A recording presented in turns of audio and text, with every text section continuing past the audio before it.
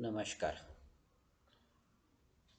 Defence and strategy studies, संरक्षण आणि सामरिक शास्त्र या विषयाची ओळख आपल्याला करून द्यावी यासाठी हा व्हिडिओ मी तयार करत आहे. संरक्षण आणि सामरिक शास्त्र या विषयाचा अभ्यासाचा मुख्य उद्देश लष्करी शक्ती आणि त्याचा वापर या संदर्भाने केला जातो.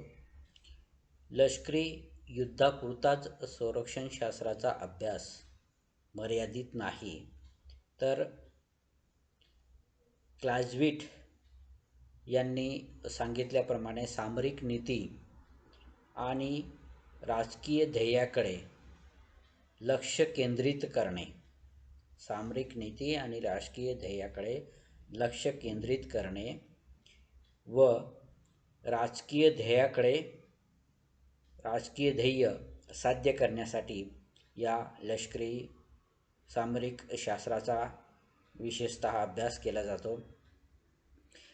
लिडल हार्ट हे एक लष्करी विचारवंत आहेत. त्या लष्करी विचारवंतांनी लष्कराचा वापर राष्ट्राच्या राजकीय धोरणाच्या पूर्तीसाठी करण्यावर भर दिलेला दिसून येतो, अशा स्वरूपाची नोंद लिडल हार्ट यांनी आपल्या पुस्तकामध्ये केलेल्या आहे. लष्करी बळाचा उपयुक्तता राजकीय ध्येयाशी जोडणे, लष्करी बळाची उपयुक्तता राजकीय ध्येयाशी जोडणे सामरिक शास्त्राच्या दृष्टीने महत्त्वाचा आहे. कशासाठी हे करण्यासाठी केलं जात असतं? सामरिक नीतीची व्याप्ती ही केवळ युद्धकालीन राहत नाही, तर ती शांततेच्या काळात देखील उपयोगी ठरू शकते, असे म्हटले आहे लिडल हार्टने. राजकारणाला युद्ध करण्याच्या वर बसविता येते. लष्करी बळाचा वापर हा विनाकारण आणि पाशवी नसावा किंवा एखाद्या राजकीय नेत्याच्या वैयक्तिक महत्त्वाकांक्षेवर अवलंबून नसावा, अशा स्वरूपाची लष्करी व्यवस्थेच्या संदर्भाने जरी म्हटलं जात असेल, तरीही मागची सगळी युद्ध जर का बघितली तर त्याचा बारकाईने जर अभ्यास केला तर लष्करी बळाचा वापर हा एखाद्या व्यक्तीच्या महत्त्वाकांक्षेवर अवलंबून असलेला दिसून येतो. त्या व्यक्तीची महत्त्वाकांक्षा होती म्हणून त्या तशा स्वरूपाची, इव्हन दुसरं महायुद्ध हिटलरच्या संदर्भाने असं म्हटलं जातं की हिटलरची महत्त्वाकांक्षा होती आणि ते हिटलरने हे सगळं त्या जर्मनीला पटवून दिलं आणि मग ही सगळी युद्धाची व्यवस्था जी आहे ती व्यवस्था होत गेली. म्हणून वैयक्तिक महत्त्वाकांक्षेवर हा अवलंबून असावा, परंतु तसंच असताना दिसून येतं. युद्ध दिशाहीन होऊ द्यायचं नसेल, त्याचा वापर जर उपयुक्त आणायची असेल किंवा त्यासंबंधीचे निर्णय हे राजकीय पातळीवर घेणे अपरिहार्य आहे. सामरिक नीती जी आहे त्या सामरिक नीतीचे 3 प्रकार हे साधारणतः केले जात असतात. त्याच्यामध्ये उच्च रणनीती, ग्रँड स्ट्रॅटेजी, दुसरी सैनिकी रणनीती ज्याला म्हणू आपण ऑपरेशनल स्ट्रॅटेजी, आणि तिसरा डावपेच ज्याला म्हणूयात डावपेच किंवा कारवाया टॅक्टिस. उच्च रणनीती हे केवळ राजकीय शासकीय नेतृत्वाच्या अधिपत्याखाली येत असते, तर सैनिकी रणनीती आणि डावपेच हे दोन्ही सैन्य दलाच्या कार्यक्षेत्रात येत असतात. राजकीय पातळीवरचे वर्चस्व मान्य करताना राजकीय आणि लष्करी क्षेत्र विभिन्न ठेवण्याची आवश्यकता नाही. या दोन्ही घटकांनी एकत्रित कार्य करण्याची अपेक्षा असते. सामरिक सिद्धांताचे कार्य लष्करी सामर्थ्याचे राजकीय धोरणात रूपांतर करणे. सामरिक सिद्धांताचे कार्य काय आहे? लष्करी सामर्थ्याचे राजकीय धोरणात रूपांतर करणे. अशा स्वरूपाची व्यवस्था आजही अमेरिकन मुत्सद्दी हेनरी किसिंजर यांनी सामरिक शास्त्राच्या व्याप्तीबद्दल लिहिताना असं लिहिलं आहे, असं म्हटलं आहे की राजकीय धोरणातील वेगवेगळ्या घटनांचा उल्लेख त्यांनी केलेला आहे. हे घटक कुठले? तर राजकीय असतील, आर्थिक असतील, लष्करी, तांत्रिक किंवा तंत्रज्ञान विषयक असतील, सामाजिक असतील इत्यादी असू शकतात. राजकीय पातळीवर धोरण आखताना या सर्व गोष्टी डोळ्यासमोर ठेवाव्या लागतात. सामरिक सिद्धांत हा केवळ लष्करी घटकांवर बघता येत नाही, तर यावरील सर्व घटक जे काय आहेत त्या घटकांच्या आधाराने त्याचा अभ्यास हा केला गेला पाहिजे. सामरिक शास्त्र जे आहे त्या सामरिक शास्त्राची महत्त्वाची मूलतत्वे सांगितली जातात. त्याला सामरिक शास्त्राचा अभ्यास हा केवळ लढाया, युद्ध, डावपेच इत्यादीवर लक्ष केंद्रित करून चालत नाही.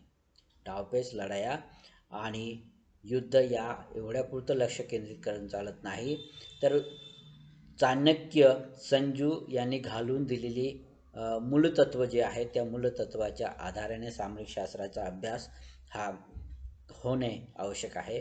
तरीही व्यापक पातळीवर अभ्यास हा दुसऱ्या महायुद्धानंतर सुरू झालेला दिसतो. सामरिक शास्त्राचा व्यापक अभ्यास हा दुसऱ्या महायुद्धानंतर झालेला दिसून येतो. सामरिक शास्त्राबाबतचे विचार हे क्लाइझविट आणि इटालियन जनरल ड्युएट यांनी पारंपरिक पद्धतीच्या पुढे नेलेले दिसून येतात. क्लाइझविट आणि जनरल ड्युएट यांनी सामरिक शास्त्राचा अभ्यास हा पारंपरिक पद्धतीच्या पुढे सामरिक शास्त्रातील उत्क्रांती ह्या सिद्धांतांना बदलत्या काळानुरूप बघितलं पाहिजे. आज या सिद्धांतामध्ये काही निश्चित वैशिष्ट्य जे आहे ते वैशिष्ट्य जाणवतात. सामरिक शास्त्र हे युद्धाची कार्यक्षमता किंवा परिणामकारकता बघत नाही. सामरिक शास्त्र तर प्राचीन काळात तसे नेपोलियन हिटलरच्या कालखंडापासून सामरिक सिद्धांत हे युद्धावर लक्ष केंद्रित करत होते. क्लाइझविट देखील लढायांचा वापर युद्धाच्या ध्येयाकरिता कसा करता येईल यावर दृष्टी ठेवत होता, तर सामरिक सिद्धांत त्या अर्थाने रणनीतीपुरतेच मर्यादित होते. आज युद्ध हे राष्ट्रीय धोरण साध्य करण्याचे एक साधन आहे. आज युद्ध हे राष्ट्रीय धोरण साध्य करण्याचे एक साधन आहे. या तत्वाच्या पलीकडे जाऊन विचार करण्याची गरज ही भासते आहे. युद्धाची धमकी म्हणजे डेटरन्स, प्रवर्धन किंवा संकटाचे व्यवस्थापन, क्राइसिस मॅनेजमेंट या संकल्पनांच्या काळात पुढे आलेल्या दिसून येतो. सामरिक शास्त्राच्या सिद्धांताच्या संदर्भात अभ्यासकांच्या संदर्भात पारंपरिक सामरिक शास्त्रातील विचारवंत हे लष्करी अधिकारी किंवा लष्कराशी संबंधित असलेले विचारवंत होते. पारंपरिक विचारवंत जे आहेत ते सामरिक शास्त्रातील विचारवंत लष्करी अधिकारी होते किंवा लष्करी संबंधाशी होते. उदाहरणार्थ लिटल हार्ट, फुलर किंवा माओ सेतुंग हे सर्व लढवय्ये होते.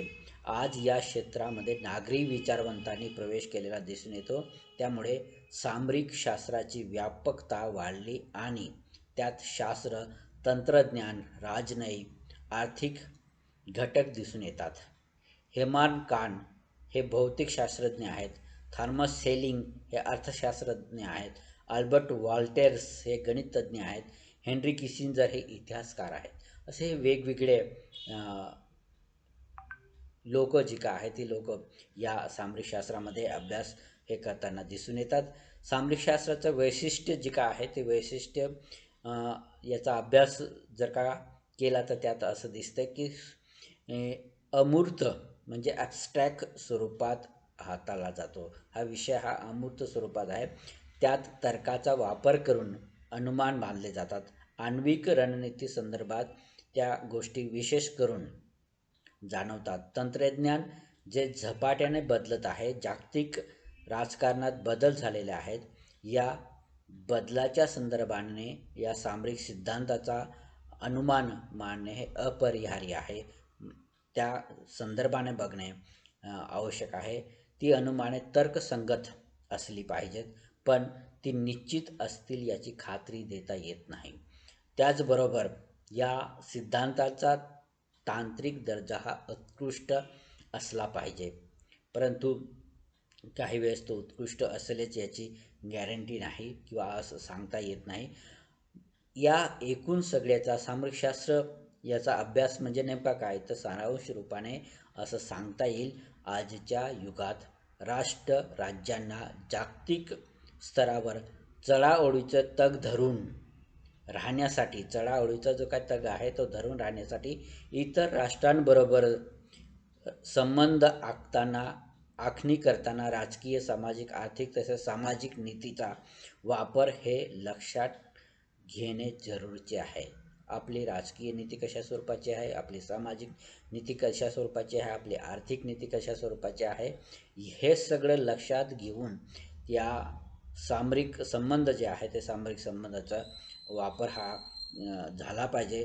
सामरिक शास्त्राची व्यापकता वाढलेली आहे. राजकीय किंवा आर्थिक दबाव, बळाचा वापर करण्याची धमकी इत्यादी सर्व सामरिक शास्त्रामध्ये अभ्यास हा केला जात असतो. तर असं हे सामरिक शास्त्राची मूलभूत संकल्पना ही या पद्धतीची आहे. या संदर्भात मी हे जी काही सर्व माहिती आपल्यापुढे सांगितली त्यासाठी जे रेफरन्स बुक मी यूज केलेलं आहे, आंतरराष्ट्रीय संबंध, वसंत रायपूरकर यांच्या पुस्तकामध्ये या सामरिक शास्त्र म्हणजे सुरक्षा या संदर्भाने माहिती जी आहे ती माहिती दिलेली आहे. तुम्ही त्या पुस्तकाचा संदर्भ बघू शकतात, वापरू शकतात आणि ते पडताळू शकतात. थँक्यू.